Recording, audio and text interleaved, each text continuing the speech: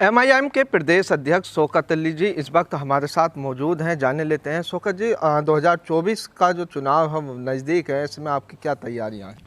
देखिए, अभी हम लोग सामने जो निकाय चुनाव होने वाला है नवंबर दिसंबर में, अभी उस निकाय चुनाव की तैयारी को लेकर के पूरे उत्तर प्रदेश में हम अपने ऑर्गेनाइजेशन को मजबूत कर रहे हैं और जगह जगह हम जो है कॉर्नर मीटिंग और बड़ी मीटिंगें भी कर रहे हैं। अल्हम्दुलिल्लाह अच्छा रिस्पांस आ रहा है और हमारा संगठन भी इस वक्त अल्हम्दुलिल्लाह ख़ास करके पश्चिमी यूपी में बहुत बेहतर है। थोड़ा पूर्वांचल हमारा कमज़ोर है, इंशाल्लाह उसको भी हम बहुत जल्द ठीक कर लेंगे। अब निकाय चुनाव के बाद इंशाल्लाह देखेंगे, लेकिन ये तो तय है कि इस मर्तबा एमआईएम पहली बार पार्लियामेंट का इलेक्शन उत्तर प्रदेश में लड़ने जा रही है। नीतीश कुमार और अखिलेश यादव और पूर्व मुख्यमंत्री मुलायम सिंह की भी लगातार वार्ताएं हो रही हैं, तो ऐसे में क्या लगता है आपको? देखिए, अच्छी बात है कि कम से कम अगर विपक्ष एकजुट होता है तो जब भी मोदी जी को हरा सकता है, वरना बीजेपी को हराने के लिए अगर कोई पार्टी ये सोचे कि हम बीजेपी को अकेले हरा देंगे तो ये नामुमकिन है।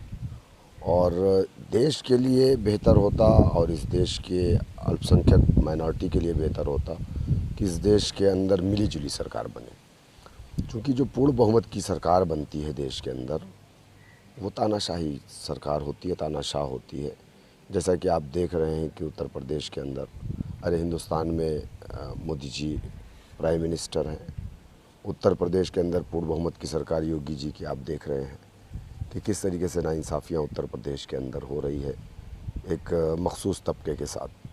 तो यकीनन जहाँ भी सरकारें जो है मिली-जुली सरकार होती है, यानी खिचड़ी सरकार जहाँ पे भी होती है, वहाँ पर आपने देखा कि सरकारें मनमानी नहीं कर पाती हैं, जनता के हित में बेहतर होता है।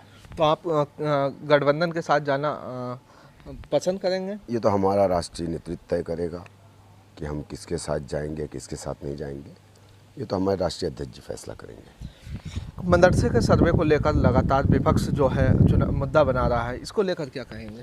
देखिए, उत्तर प्रदेश हो या केंद्र की सरकार हो, पहले तो जो 16,000 मदरसे यूपी बोर्ड के अंडर में चलते हैं, मदरसा बोर्ड के अंडर में, इन 16,000 मदरसों के शिक्षकों की सैलरी नहीं दे रहे लोग।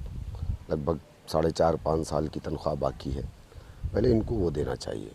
दूसरी चीज़, उत्तर प्रदेश के अंदर जो गवर्नमेंट के मदरसे वो स्कूल हैं, प्राइमरी पाठशाला के हालात कितने ख़राब हैं आप जा कर के देखिए। बच्चों को बैठने के लिए वहाँ पर टाट पट्टी आज भी है, आप देख लीजिए वहाँ पे उनके छतें जर्जर है, बहुत सारी जगह हादसात भी हुए हैं, मिड डे मील में ख़राब खाने मिलते हैं।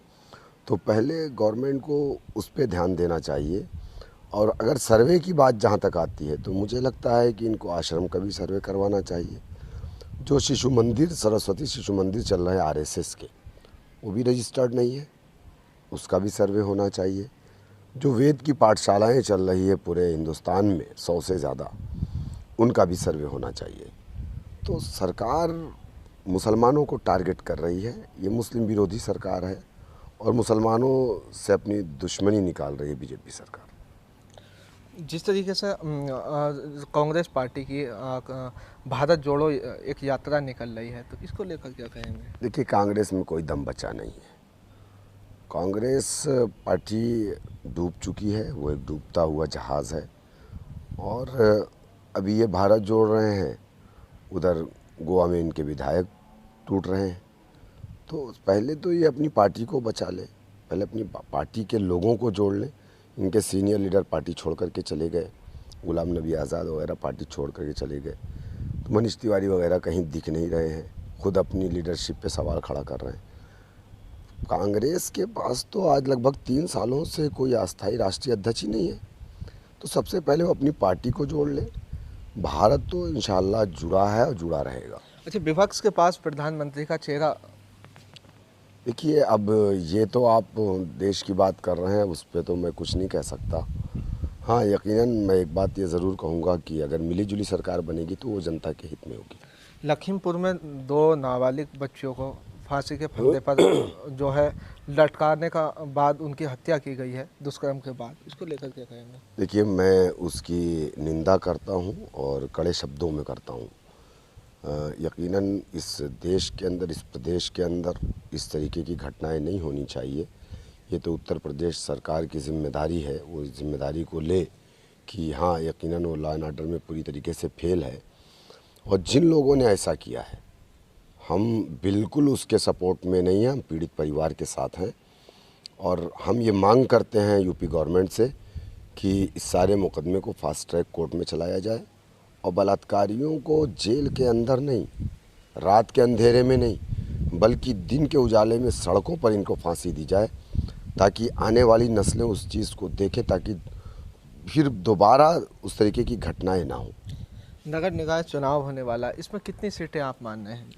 देखिए, हम इंशाल्लाह इस मर्तबा अच्छा रिज़ल्ट देंगे। और चूँकि हम आवाम को देख रहे हैं कि आवाम ठगा हुआ महसूस कर रही है। उत्तर प्रदेश में जो विधानसभा का इलेक्शन गुजरा है, इस इलेक्शन में चूँकि मीडिया ने चलाया था कि बाइपोलर कर दिया था पूरा इलेक्शन, सपा वर्सेस बीजेपी, जिस तरीके से बंगाल में चलाया, टीएमसी वर्सेस बीजेपी, कांग्रेस और सीपीएम वहाँ गायब हो गई, एक भी सीट नहीं आई। तो उसी तरीके से मीडिया ने यहाँ भी किया और उसका नतीजा ये हुआ कि मुसलमानों ने ये सोचा कि बीजेपी को समाजवादी पार्टी हरा रही है।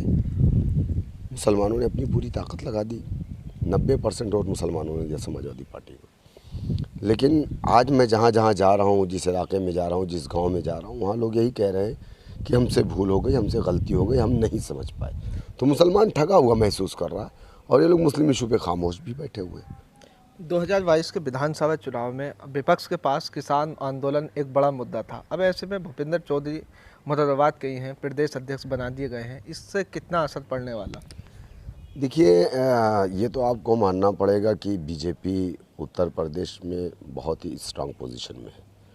बीजेपी के पास जितना रिसोर्सेज है और वो सारे हथकंडे का इस्तेमाल करती है। और मौजूदा वक्त में आप देख रहे हैं कि सारा सिस्टम उसके हाथ में पूरा कैप्चर कर रखा है।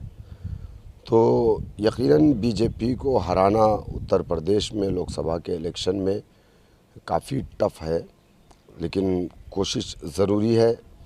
और मुझे नहीं लगता है कि हिंदुस्तान में इलेक्शन विकास के मुद्दे पर होते हैं।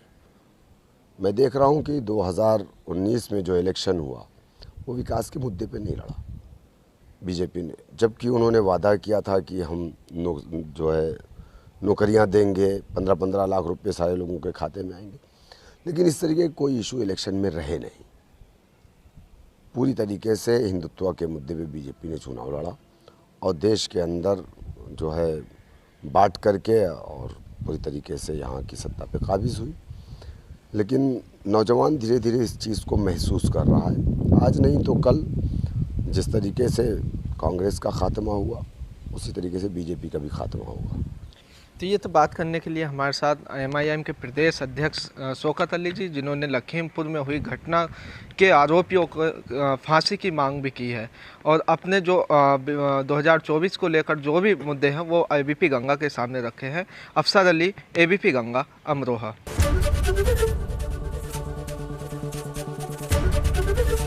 एबीपी गंगा, खबर आपकी, जुबान आपकी।